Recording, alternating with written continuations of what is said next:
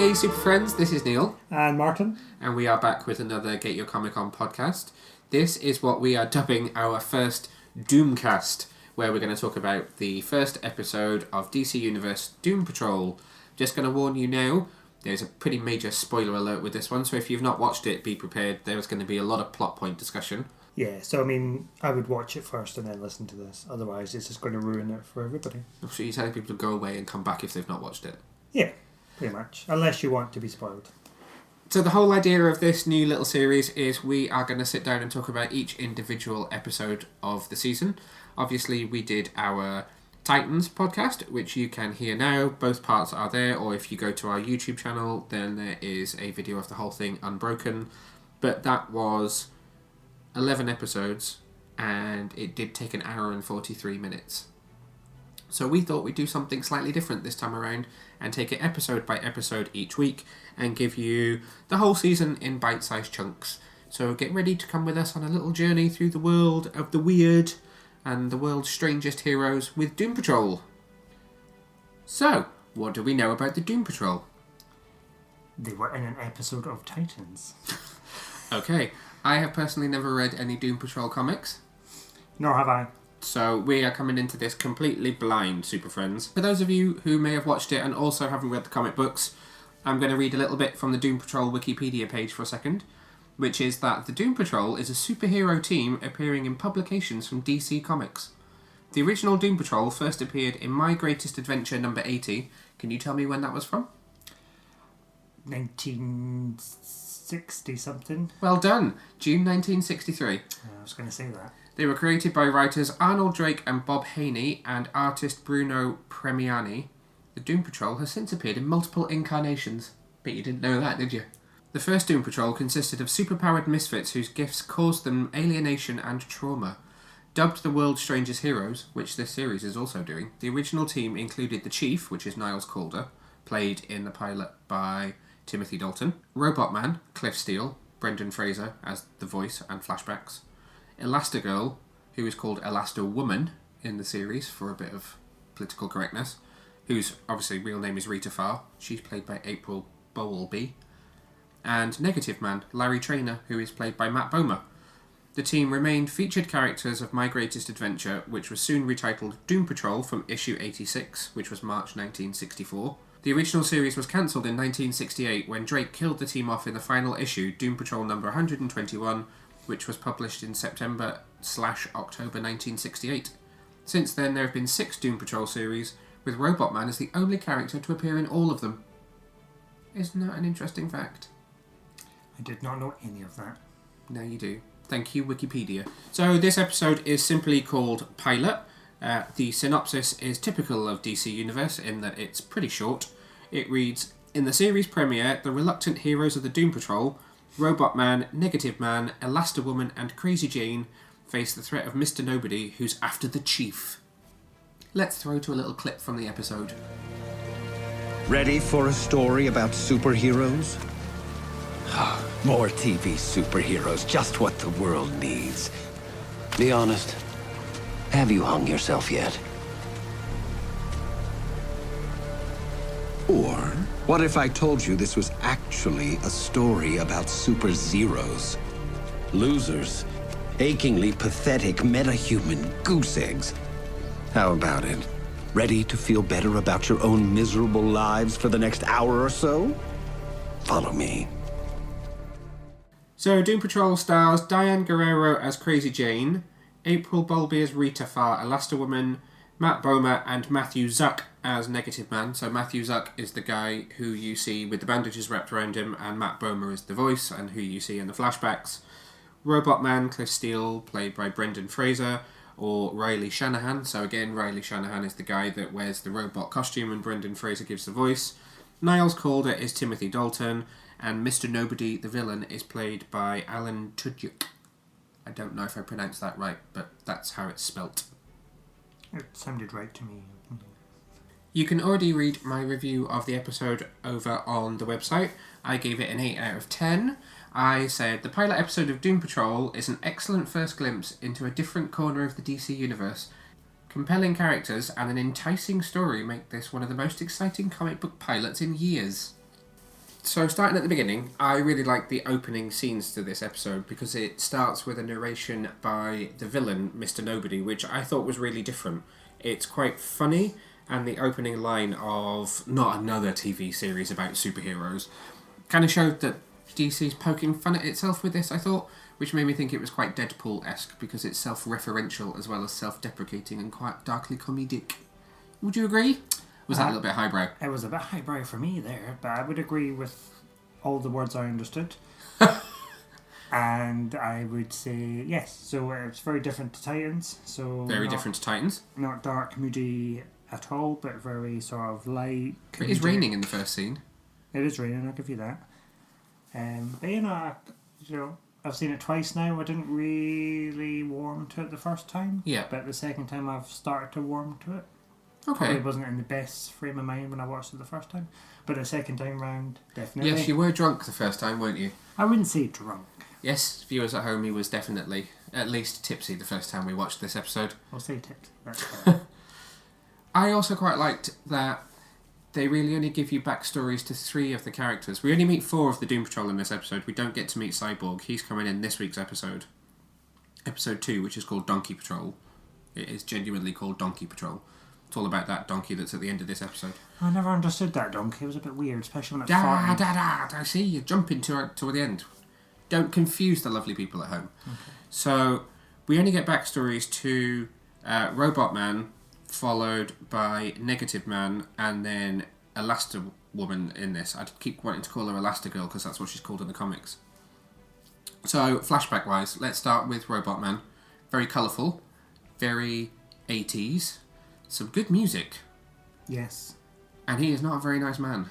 No, and it was really awkward because I did watch this morning on the train. I watched it this morning on the train too, and there were a few looks at the bouncing bum and then the boobs. Yeah, I kind of skipped through that because the man next to me nearly fell off the seat.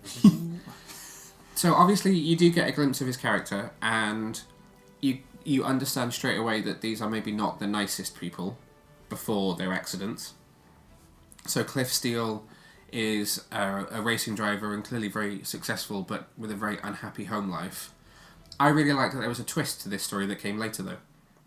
If you watch all of the promotional material and kind of any of the trailers, any of that stuff that came before it, it all makes it look like his accident was on the racetrack, which obviously you are then led to believe when you watch this episode at the very beginning, that is where that flashback ends before it goes on to Negative Man.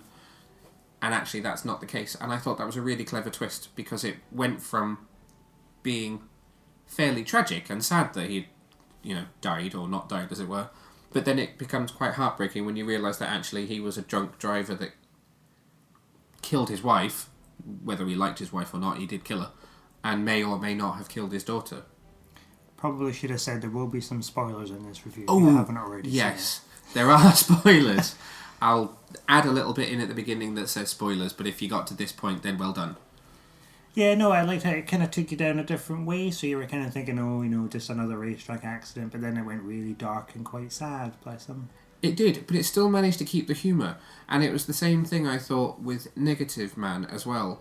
So you saw that he had the kind of, and this isn't referencing the Titans villains, but he had the nuclear family, he had the wife and the 2 kids, and he had the suburban home, and he had the amazing job, and what, I'm trying to remember what Mr. Nobody calls him. Does he call him American Hero, or like an American Heartthrob or something like that? Mm. And then obviously you see him stood out on the runway looking at the plane, which I thought was very good CGI, but we'll come to that afterwards. You see him obviously then piloting and going up into space and getting hit by whatever that being is that turns him into Negative Man, and then he crashes and burns and becomes a completely charred corpse. And again, it's really sad, and you see the family when they see the smoke from the plane crash. But then later in the episode, you get the twist again, which was that actually he was a very unhappy man. And again, I'm pretty sure Mr. Nobody refers to himself as believing he was a monster because he was having an affair with another man. Yeah, so that adds a whole other element of sadness, really, because he had this whole other separate life, and then you got to see the the other partner in the army rushing to get him and Yeah. putting him out because he was on fire. Oh yeah, because you see him running, and you think the first time you see it, you think he's running to him because obviously he wants to know if this pilot is dead or alive, and then you realise that actually it's the man he loves, and you see the red tag that's in his pocket, or sorry, like handkerchief that's in his pocket that's then tied around his wrist when he's piloting the plane. So for the two of them, both Robotman and Negative Man, there's a real twist to it that kind of pulls the rug out from under the audience that I just think makes you then feel a lot more sympathetic for the characters than you did when you see the first bit of their story. Yeah, definitely. You don't really get that with Rita, though, do you? No, so that was what I was going to say. You don't get that with her. She's just not very nice. No. So I hadn't realised this about her, but then in that episode of Titans that they were in, which I can't remember the name of, what was it called? Doom something? She wasn't in it all that much, was she? Because No. you get the kitchen scene with Negative Man, you get to see Beast Boy and Raven, Rachel, with Robotman, and then she joins the dinner table later on, doesn't she? Yeah. Because I can remember there's the scene where she stood and she's doing the generic pose where she's leaning against the doorframe and doing the kind of like, I'm here! And then joins them and eats the chicken, and it's all about how much she eats. So I don't think you get to know that much about her character.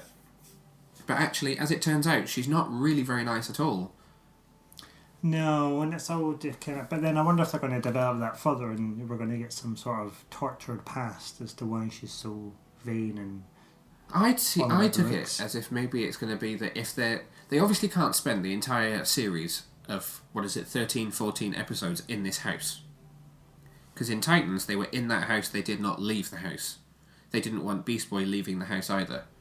So, if they're going to be getting out of the house, then she needs to integrate into society, or at least mix with them, and I wonder if that's what they're going to do. They're going to challenge her beliefs by having her be in a modern society. Yeah, they could do, because she's, what, a 40s, 50s girl? Yeah. In modern world. A lot of change. Yeah. And she's got that weird leg. That's just the precursor. It's the melty face and the melty leg that then becomes A blob. But it's still a really good flashback. I like the way they did it, the way that they tee up that she's actually just a bit... So she is racist, but then he's missing an arm, isn't he? She doesn't like that he's a black guy, but also that he's missing an arm. Yet he's the best... I like what they call him. He's the best focus puller in the business, which you would now call a cinematographer, but back then it would have just been a focus puller. And then that whole argument she has with the director, where she says, "Put his name on the marquee then," which was just her way of being a bit of a diva. Yeah. But I did like when she fell into the water and then whatever it was that was in the rock that she then breathed in that caused her to become a bit melty. But I like that... I mean, it's still a 58-minute episode, so it's much longer than any of the Titans episodes, but it doesn't cram in every single character, because you don't get flashback to the Chief either. No, and that kind of confused me, because I'm not sure where this fits in with Titans. So I understand that Titans is set 2017-2018 is the way it's being perceived, and that Doom Patrol is obviously 2019 because that's where you see the last date. So in the sequence when Robotman's learned what's happened to his family, or what he thinks has happened to his family, and he hides himself away in his room, Yeah. you see the years tick by, and it ticks by from 1995 to 2019. So this is presumably set after Beast Boy has come and gone, and also after the Titans have been. I think that's where they're taking their influence from Titans, because they're saying Beast Boy's obviously left the house and gone away, so they're trying to be a bit more brave in stepping out into the world. I think they're trying to use the influence of the Titans and the Titan episode to show what's happening to them a little bit afterwards. Be interesting to see if the Titans come back into this for any kind of crossover, though. There's no rumours or anything to that effect, and I've not even seen a list of episode titles. You would think there'd be some sort of touch base with Beast Boy at some point, or even like they might sneak in a phone call, or Yeah, that would make sense. that Snapchat, whatever the kids use these days. There's Justice League references in this week's episode with Cyborg, though. He references the fact that he wants to be a member of the Justice League. Oh. That's a little spoiler for this week, sorry. That's next week's podcast. Well, that's exciting. What I do really like is that they do only focus on those three characters and not, say, the Chief and also Crazy Jane, because even though the episode is 58 minutes long, that would still be a lot to cram into 58 minutes to flashback to 5 characters was technically 6 characters because of Mr. Nobody. You do get a flashback on him, obviously, at the beginning. To have flashback on 6 characters and introduced all of them would have been too much in one episode, I think. Do you agree on that one, or would you like to have seen more of Crazy Jane? Well, I think Crazy Jane, she's got 65 personalities. That would be a really long pilot to kind of go through all of them. I think it's 64. 61. I don't know if that's 64 and Jane, or 64 including Jane. Yeah, I mean, the 50 minutes was enough. I think it was enough time because we got to have a really good background. It didn't feel overly long, though, and I put this in my review. I said that actually it's very pilot-y in that it does spend the first couple of acts on introducing the characters, but then it does still find time to introduce some kind of story to move it forwards. I love the sequence with Mr. Nobody in the weird science lab when he gets cut up into pieces. Yeah, that was well done. Metaphorically, as it were. And then the way he looks when he reappears at the end of the episode is also excellent as well. I think that looks really cool. And although I've not read the comics, I have looked at images of him from the comics, and it works. It looks like what he should look like. I say should. I'm doing air quotes for those that can't see me. Yeah, it was very well done CGI. The only bad bit of CGI is that leg. Really? Do you not like the leg? No, I don't like the leg. So I like the face. The melty face looks good. It's that leg. Okay. On second watch, for me, I felt there were only 2 bits of CGI that I thought were a bit dodgy. And they were things that stuck out to me the first time as well. The first one was when Rita Farr holds up the mirror to Robotman when he first sees himself in his robot body. Yeah. And then right after that, you see the chief come wheeling in round the corner, and she's just put the mirror down, and it's Robotman without any clothes on lying on the bed, and he's a fully CGI body at that point. And that's the last time you see it as CGI before it transitions into the physical suit. And I thought both of those looked a little bit ropey. But actually, when you watch it back, there are things that I hadn't realised were CGI that are. So the plane in the airfield. That was a good plane. So the giant, the big plane that holds, I can't remember his name, Larry Trainor's plane is CGI. And then Larry's plane is also CGI as well. And obviously that whole sequence of the plane in the air is CGI as well. I hadn't noticed the leg. I'm going to have to watch it again and look at the leg.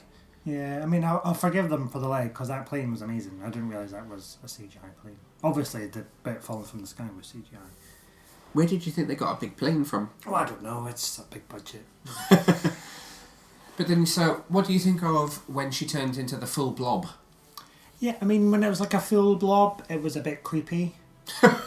It's the face. The face is really creepy. So when she's hanging from that bit of road, it's probably the wrong turn of phrase, but I think it's really convincing. It is a convincing blob, but it still makes me feel a bit queasy. I mean, I know a couple of people that are like Elastigirl and do turn into blobs like that if they get a bit emotionally anxious, and I think it looks quite lifelike. Yeah. You're melting right now. Oh, it's very hot in here. That whole road sequence. Okay, I don't know if we're jumping slightly towards the end of the episode, but was that enough story for you as a pilot? For you, I mean, you're coming back next week regardless because you've signed a contract and you're here for the entire season. But was that enough story for you as a viewer, as a fan watching it? Yeah, I mean, it was interesting because it was a big scene, but it was quite comedic as well at the same time. So it almost felt like I was watching one of those like sci-fi comedy programs, slightly-esque, where you're in that small backwards American town. Town called Eureka? Well, I've never seen that, but it's kind of had a bit of that element to it. If I can imagine if something was to go wrong, like, oh god, those wacky scientists have done something again, what are those like? I really like that tone. Yeah, no, I didn't say it was bad. I'm saying it's just interesting to have that because it's so different. It is so different. I'm just going to point out something that I hadn't actually pointed out. So this episode was written by Jeremy Carver. What do you know him for? Right in this episode. Okay. He also is a writer and a producer on Supernatural. Oh, okay. I don't know the names, so I'll be honest. And it's directed by Glenn Winter. Glenn Winter. Smallville, Arrow, Flash, Supergirl, Legends of Tomorrow. Oh, him. Yeah. So a couple of, maybe not Carver so much, but certainly Glenn Winter knows his way around DC, so that was quite cool. I thought that he'd done that. He's nodding, ladies and gentlemen. Yeah, sorry, I forget you can't hear me nod. I can't see you nod either. Oh, that as well. But I do, yeah.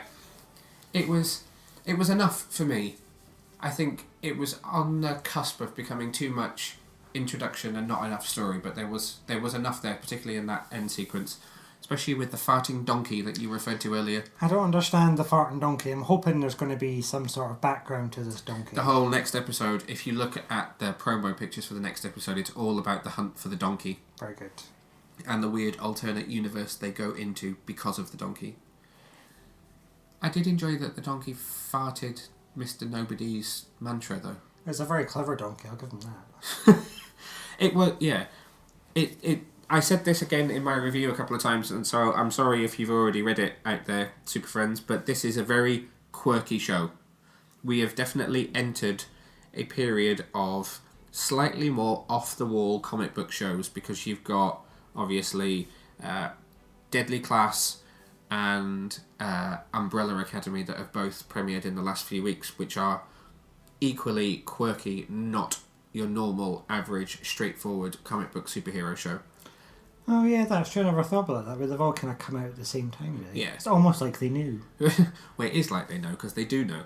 But it is, I think it's just an example of, we've mined so many mainstream properties that studios are now all trying to look for something a little bit more off the wall. I'm going to keep saying the word quirky, and I'm going to keep saying off the wall, but just something that's different to try and hook people in. Yeah, because there's only so much you can do with the conventional mainstream superheroes. I mean, how many times do we need to see the Avengers or Superman and some sort of Smallville, Lois and Clark, Supergirl, super other stuff? You mean all the programs that you love? Yeah. Yeah. No, it's true. It's good to have something slightly different for people to be able to watch. I hope that it does come to Netflix. I'm sure it will do. I mean, it's not been announced yet, but at some point it will come to Netflix. They've just cleared out a whole lot of space for other stuff, so... Oh. Would we go there? Did we go there? Would you by any chance be referencing that several mainstream comic book Netflix shows just got cancelled? Oh, did they? I didn't know. Yeah. An important point that follows on from when we were talking about Titans is Clint. Do you know what I mean when I say Clint? Not Eastwood. No. Mansell. Yeah. You don't follow. He's looking very blank at me, Super Friends. The score. Oh, of course, the music is the same from the Titans. It's the same guy that did the music for Titans. You know I'm not still the same guy that did the music for Requiem for a Dream, along with the Kronos Quartet. And actually, I remembered the music from this. I had a little hum along when I watched it the second time. This has got a much more memorable score to it. You must remember there's a Titans moment as well. Yeah, I remember the Titans. It does two notes from Titans in the exact same way, and I just thought, oh, hang on a minute. This is like Robin's going to appear or something any second now, but it wasn't. It was just a bit of a callback. Oh, I like that, because we're establishing it's all in the same universe. So. But then I don't think the other DC Universe shows are going to be in the same universe. They've said that Stargirl isn't. I'm sure they've said somewhere. I'm sure Jeffy said that it was going to be in a different universe. Well, I thought they were saying was... Or maybe it's Swamp Thing that's in a different universe. They're not going to behold themselves to it being one big universe of everything being connected like the CW shows. But then I suppose you could always get round it if they wanted to change their minds. Oh yeah, they can just multiverse the whole thing. They'll have a crisis and everyone will suddenly be connected. Oh no, it's now Earth 54 or something. Oh, okay. So something I did want to say actually when we were talking about characters. Obviously, you being a Teen Titans fan, we're not talking Titans now, we're talking Teen Titans. Did you miss Cyborg? What are your thoughts on Cyborg being a part of this show? I don't know. I mean, he's never really been a part of Doom Patrol, has he? I don't know, because I've never read it. And what I read on Wikipedia, I don't think he's ever been a part of them. Okay. So maybe this is a way of crossing over then. So maybe he is going to be a part of this show, and similar to Beast Boy, at some point he will move off either to become a member of the Justice League and be off screen, or he'll become a Titan to then go on and become a member of the Justice League. Yeah, I don't know. It'll be interesting to see where they go with it and how he fits in with the dynamic as well. Yeah. And how does he crop up? Does the Chief go and do what he needs to do. And, you know, how much of a backstory we're going to get of Vic Stone, and we're going to get to see a mother box, or we're going to go down all that I stuff. don't know about a mother box. I don't know about mother box. That's a good point. I hadn't even thought of that. Because he's got to become Cyborg at some point. There is a little snippet of his origin in one of the previews, and I have seen an explosion in a lab. His dad is also in it, and his mum is also in it as well. Oh, okay. Presumably, it looked from the scene that I saw, and again, I'm spoiling the next episode probably, but his mum was in the lab when the accident happened, so I'm guessing that's how she'll appear and be killed off. But I don't know about a mother box. That will be interesting to see. Well, he's got to get his cyborg. Also interesting considering they just did that on Young Justice. Yeah, that's true, actually. There's a lot of overlap in terms of the characters that we've seen on DC Universe. So obviously there's a Robin in Titans and Young Justice. There's a Beast Boy in Young Justice and Titans, and could be Doom Patrol. There's Cyborg in both of those as well. There's a lot of overlap. I mean, it's the same universe, but it's just interesting that they're focusing on a particular subset of characters. I suppose it's characters that we don't normally see, is it? Yeah, that's true. So it's not the Trinity. Oh, if only there was a Trinity show.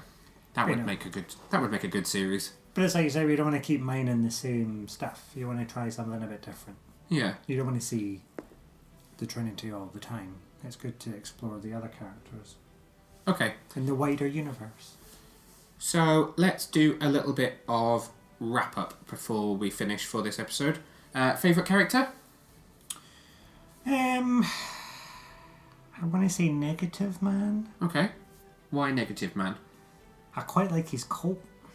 I know that's not a reason, but That's fair enough. I know he's quite... I think there's a lot more there that we're not going to get to see. The DC Daily Cast did this as which member of Doom Patrol would you date? Oh. I can imagine... I'm not asking you that question. No. Yeah, you'd have to answer that question. I wouldn't date Negative Man. No, they all went for Robotman. Oh. You couldn't go out in the rain, though. Oh, no, apart from Sam Humphries, he went for Crazy Jane. He said you'd never date the same girl twice. That's true. Keep you on your toes. I don't know who my favourite was. Not that you asked, but I'm going to tell you anyway. You don't want to wake up next to the Blob either, do you? I'm going to put that down as an inappropriate comment and move on from it. Okay. I think my favourite character is the donkey. Is it giving you realistic aims to work towards? No, I'm joking. No, Robotman is my favourite character. I just think he's quite cool. I don't think that Cliff Steele was a very nice guy in the flashbacks, but he has the biggest arc in this episode. Yeah, and I'm so shocked that that's the man from The Mummy. Who knew? Yeah, so you didn't realise till I pointed this out to you. And that was only because I pointed out he's a little bit more portly than he used to be. I wouldn't say he's portly, it's just, how long ago was The Mummy? 1996, 97. Exactly. It's a Might long even be earlier than that. Oh god, The Mummy was the first DVD I ever had. Really? Mine was Spider-Man, Tobey Maguire. The Mummy and that one about the sharks. Deep Blue Sea. Really? I didn't buy them, they were Christmas presents. As a tidbit fact for you there, listeners. Right, so we've done favourite character. Least favourite character? If you have one. The Blob. That poor woman. The leg. So my least favourite character would be the woman in the cafe, who is a Rita Farr fanatic. Don't know what it is, she just kind of annoys me. Both times I watched it, she just kind of annoyed me. It's when... Although, to be fair, it's quite funny. It's when she's saying that it was all about her and her dad, and that was what brought them together, and yada, yada, yada. And then Rita says to her, "Oh, tell me all about it." And she's like, "What, my dad?" And she just says it in a really unconvincing way for me that ruins that scene. But it is funny, because when she says that, Rita then goes, "No." As in, tell me about why you like me. Not that she knows it's her. Favourite moment? Favourite scene, favourite moment? I quite like the backstories. That's a little bit broad. That's Anyone in most particular? of it, yeah. No, I quite like the twist of Negative Man as well. That would be my pick as well for my favourite scene. I did not see that coming, similar to what they did with Robotman, but it's an interesting twist. I'm sure there will be people out there, particularly in the land of YouTube, that will find that very annoying. If it's not something that came from the comic books, they'll say it's just the series being woke on purpose. But I don't care. It was a nice twist. It makes you see that there are things that you might recognise in yourself in that character. So if it helps people to watch it and identify with it, then it's all good with me. I agree. Very good. Following on from our Titans podcast, have you had any thoughts about your method of scoring? Have you got a point system? I think I made this like out of 10 for this one. Okay, so I gave this 8 out of 10, which for me signals... Actually, do you know I have a note in my phone that tells me exactly what that means? Oh, you've got a little scoring system. I have a scoring system. Shall I bore you with the scoring system? Yeah, because I think everybody should use a scoring system. Okay, so 0 is unrateable. Example, Halle Berry Catwoman. It's a good low, 1 is awful. I haven't given an example. 2 out of 10 is offensively bad. For example, Guardians of the Galaxy Volume 2. Okay, controversial. I would agree though. 3 is bad. 4 is, oh, this is not good. And you can see that's exactly what it says. Oh, this is not good. But you've not given, I like more examples. 5 could be better, but could be worse, i.e. Suicide Squad. 6, meh, it's inoffensive, i.e. Justice League. 7, okay. 8, good, i.e. Wonder Woman. 9, great, i.e. Infinity War. Why do I use i.e. not e.g.? And 10 is amazeballs. Example, Batman Returns. So this episode for me is a good 8 out of 10. Equal to my enjoyment of Wonder Woman. Oh, that's a good system. I'm going to have to, based on that very scientific system, I would have to give it a 7. Ooh, so it's okay. I liked Wonder Woman more. Okay, it's an okay from you and it's a good from me. He's nodding again. Yes. So, I mean, it's a pilot. We've got room to grow. We've got a cyborg to come. We've got a farting donkey. Who knows what that's going to do next? So, I'm going to come back. I'm going to watch more. It's okay. It's a pilot. Okay, well, that about wraps up our talk on the pilot of Doom Patrol. So we will see you next week for Donkey Patrol, which is episode 2. God. Why are you laughing? Because it sounds like a completely different type of podcast. Next week's episode of Donkey Patrol. Yeah, well, it's just as hard as spending an hour and 45 minutes talking about Dick in Titans. I'll see you next time. Bye! Bye!